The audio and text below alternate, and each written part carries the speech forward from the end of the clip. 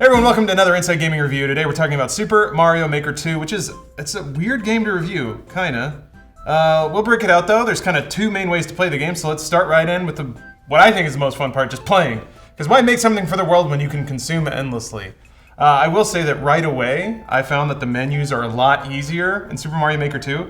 With the first one, it took me, I want to say about 5 minutes to figure out how to just start playing the damn game, because it dumps you into like a maker first, and then you got to go into course world, which is a weird thing to call it, but this one, it's like nice and laid out, so you can get right to playing right away, which I appreciated.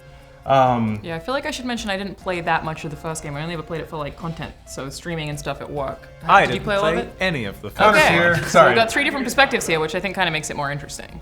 Yeah. But yeah, this one did feel a lot more accessible. I understood from the get-go what I was doing, whereas I do remember with the first Super Mario Maker, someone else showing me how to get into something when I had to set it up or whatever. So it's more streamlined. That's cool. I appreciate that a lot. And just, man, not being on the Wii U is kind of a sales point of its own, but we'll leave that for another day. As far as the game itself, I mean, Mario physics are as awesome as they've always been, really. Perfect, yeah. There's just something about like the speed of the game, the jump arcs, your nature of control, the acceleration and deceleration. It all feels really good, and it always has. So that's there as it always has been. I will say the one kind of crazy thing is I didn't really appreciate maybe the subtle differences of different Mario games, and this game really drives it home because there's 5 different Mario templates. Yeah. And they all have their own physics and movesets.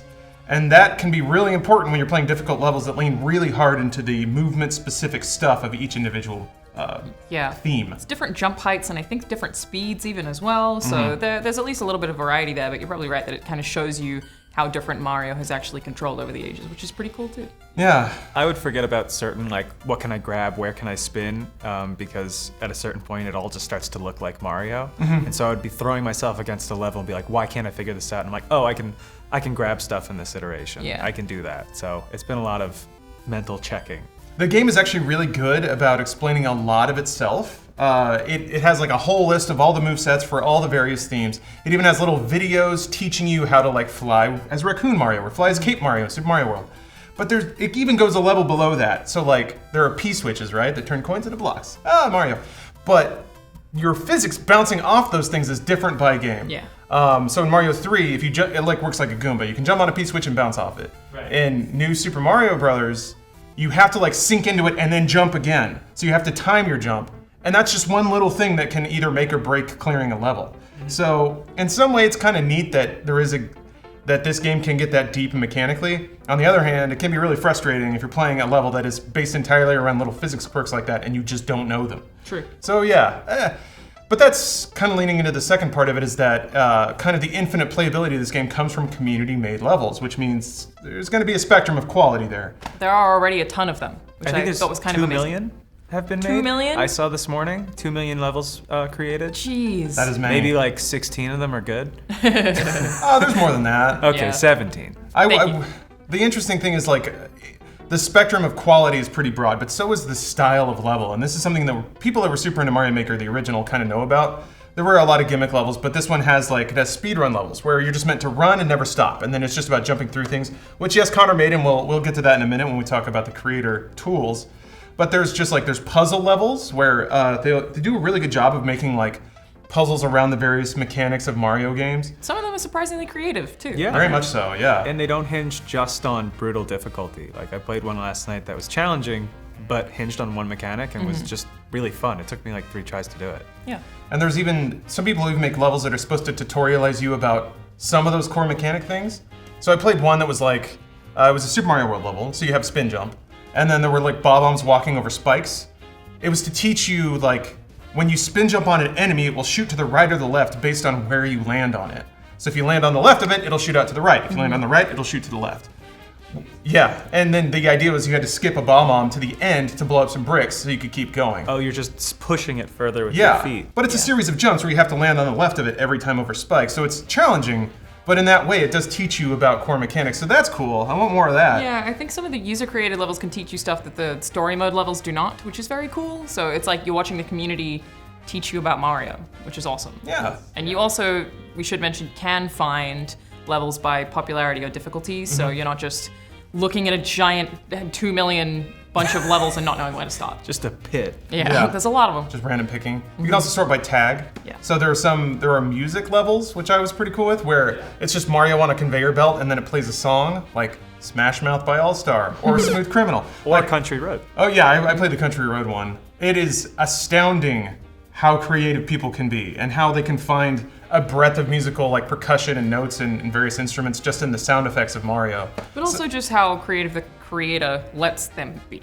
The tool is, I don't know how different it is to the first game. Well, I'm glad you brought that up. Connor, you probably out of all of us spent the most time in the tool set.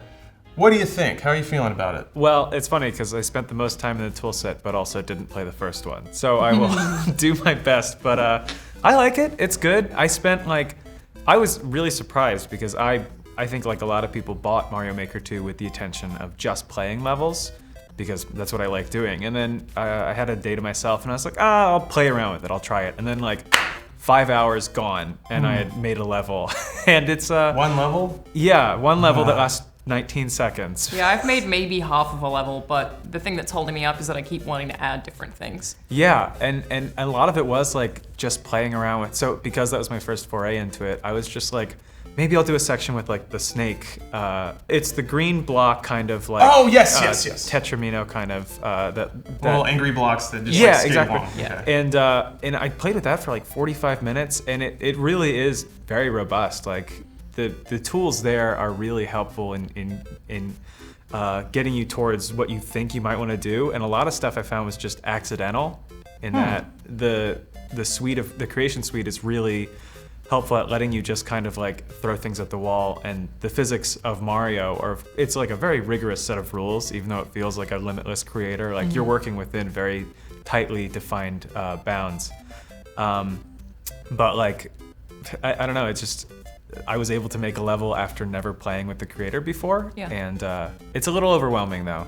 Yes, there's a lot in there. I was going to say, but considering how much you can do, it still feels very accessible. Like, I feel like you could hand it to a kid and they would figure it out and make something. Yeah. It's not, it doesn't feel like the barrier to entry is too high. So.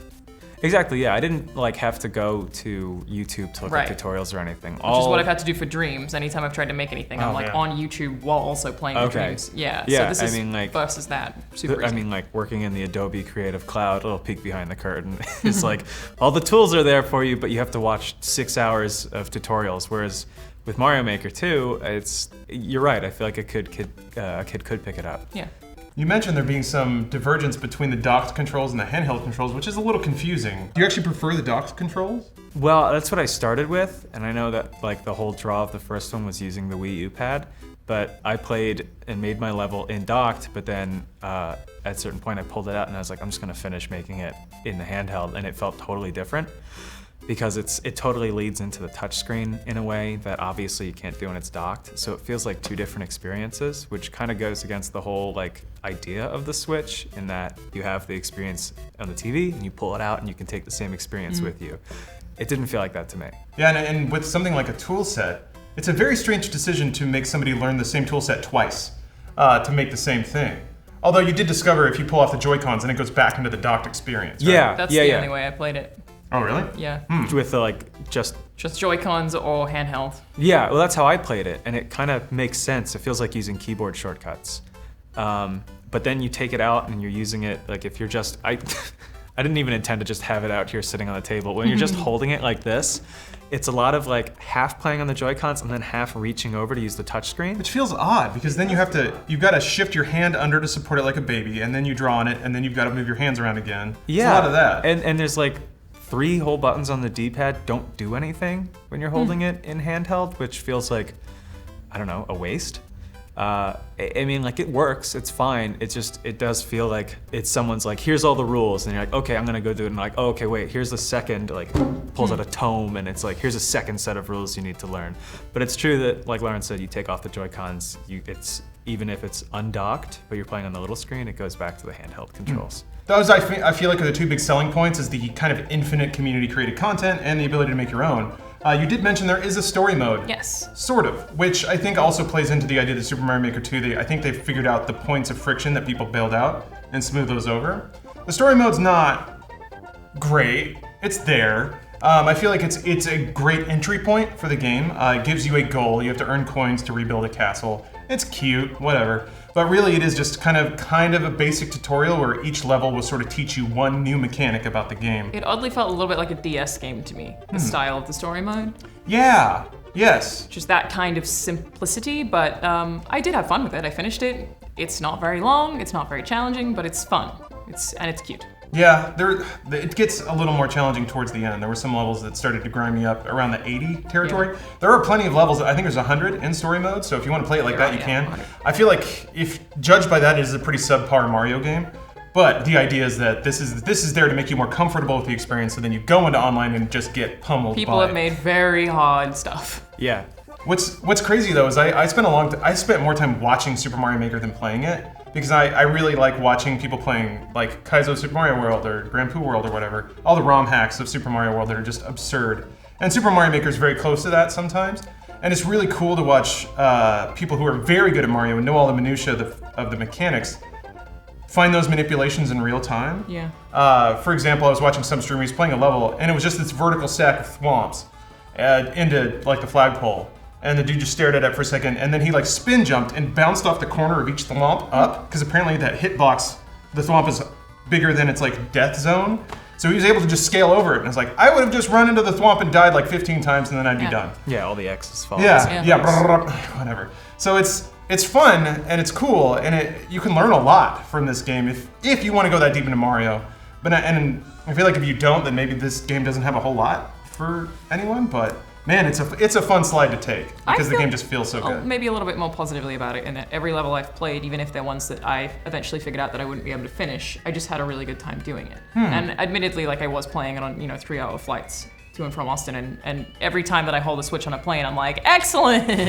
But I found it really enjoyable. I've had a good time playing it. Yeah, I've generally been going by the clear rates, and I know, like, if I want to have a horrible night, I'll look for like below 7%.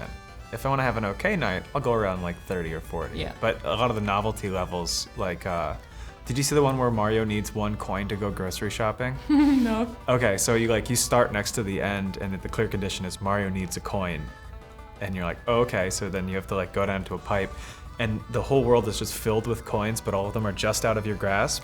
And so like, they're underneath things, or like you'll see one up in the sky, but you bounce up and then an invisible block pops and you hear a fart sound, and you just can't get them. And like, it's a super high clear rate. It's not a challenging level at all, but I really enjoyed it, and I was able to tell like people loved it, and I saw that it was a really high clear rate, so I was like, oh, this must be like a novelty gimmick. And like, I really enjoyed it. It was really creative. So I've been learning how to suss out, seeing which kinds of ones I want to play. I definitely think it made that easy with the way that everything is organized. Yeah. That you can figure out before you even touch it what you're in for, and I really like that about that too.